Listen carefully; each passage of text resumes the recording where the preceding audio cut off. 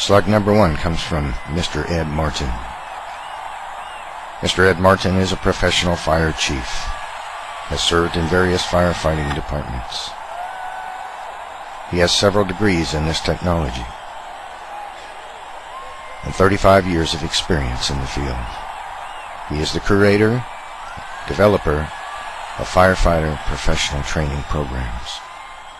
He states, "The primary function of a nozzle is to increase the velocity of the water flowing from the hose line. A fire stream must have sufficient velocity for water to reach from the nozzle to the intended target.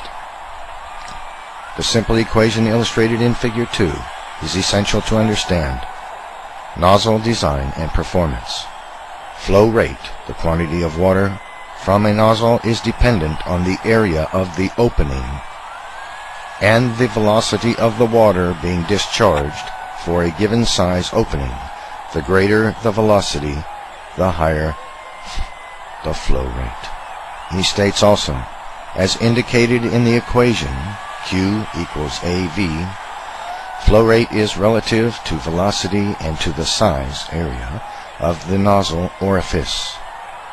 The relationship is simple to understand when looking at solid stream smooth bore nozzles.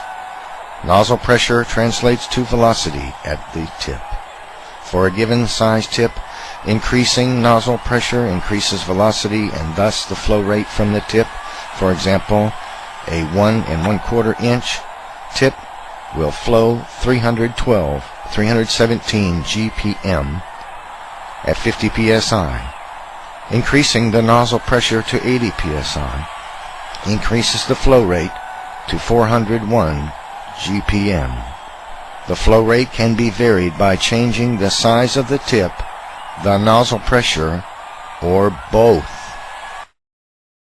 Hey Nev, I've decided that I'm very interested in your idea here because I see the potential for it to make us a whole lot of money. If you can show this to be true, what you're saying, then there's some money to be made here.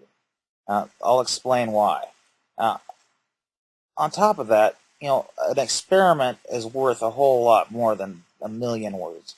If you can just show that what you're saying is true, then that's all that's necessary, and I have the perfect way to do the experiment.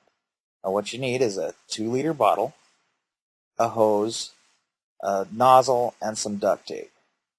Now, what you do is you cut the bottom off the 2-liter bottle, you attach the one end of the hose to the the other end of the bottle, the top end of the bottle, duct tape it, put your nozzle on the other end of the hose, and then fill the whole thing with water. You'll have something kind of like this.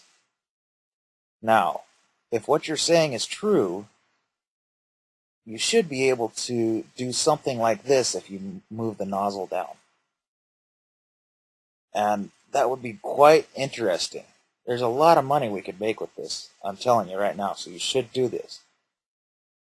Pull the hose down, nozzle down lower so that the water pressure builds up, and it should, based on the nozzle size, be able to exceed the height of the top of the water. And if you can do that, then you actually can create more energy than you put into the system by putting a little water wheel like this into the system. So, Neff, it would be excellent if you can prove this to be true, because you're violating the first law of thermodynamics.